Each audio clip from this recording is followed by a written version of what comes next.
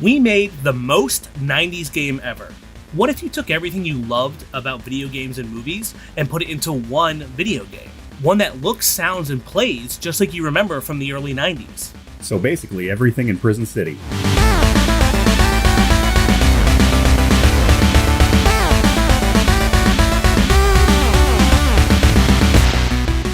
Hi, I'm Programmancer, lead developer of the game. And I'm Justin, creative director at Retroware, where we publish and develop games, like Prison City, where if we didn't tell you, you might think was a forgotten NES gem.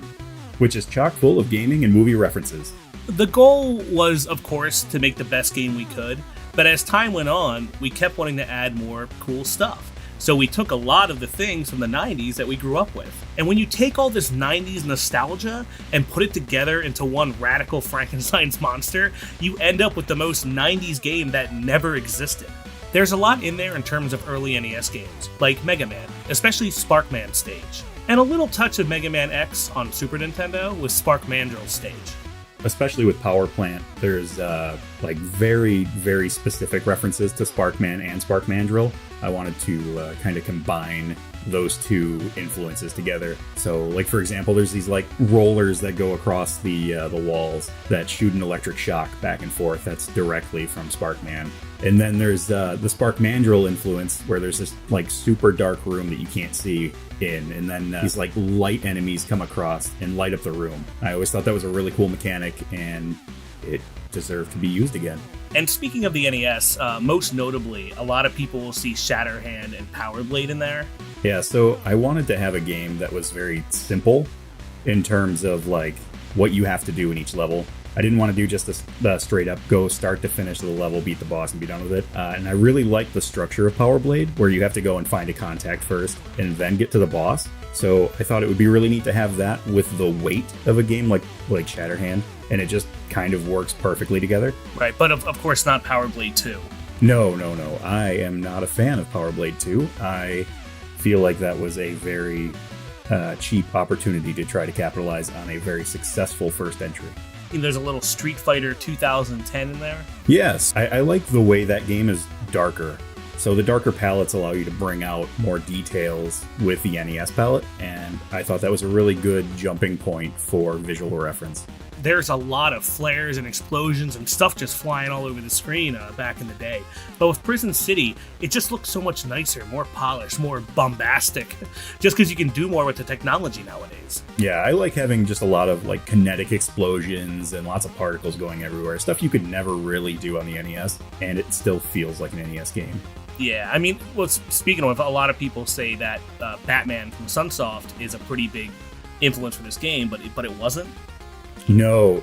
So I don't have a whole lot of experience with the Batman NES game. I think I've only ever played the first level, so in terms of inspiration, maybe the pipes and the rooftops level is about as close as you get. Sorry, gamers, the roller enemies are more of a Mega Man trope than a Batman trope.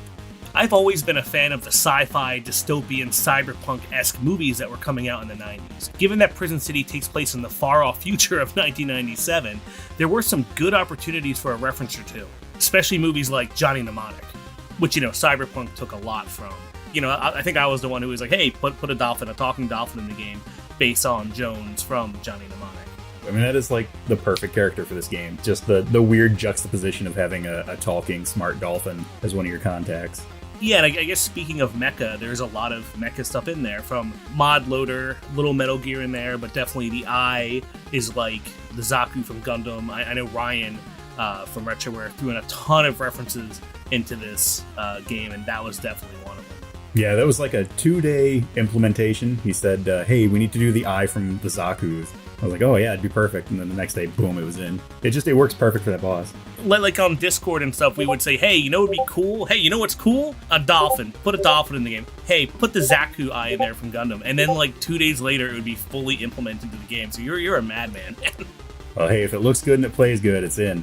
I forgot who it was, but we talked about the Quintessons from Transformers, where they have like the 4 heads and the different almost bipolar personalities, and then you made each side one of the sports teams of Detroit.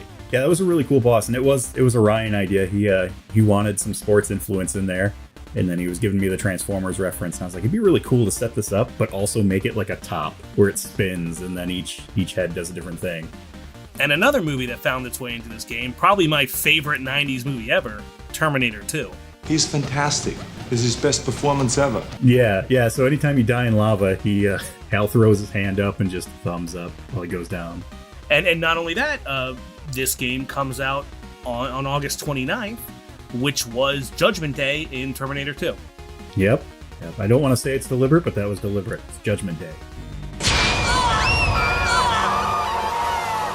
Nostalgia is rightfully super important to a lot of people because it's our childhood.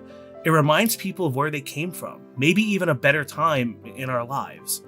And Prison City has weaponized this nostalgia to make the most 90s game of all time. I mean, it is very blatant. We haven't even come close to covering all the features in this game, like the CRT filter, music player, and different modes to replay the game with. But we'll be doing another video that gets into all that. Comment below if you'd like to hear me and Travis talk more about these references, or you can find them yourself when the game comes out at the end of the month.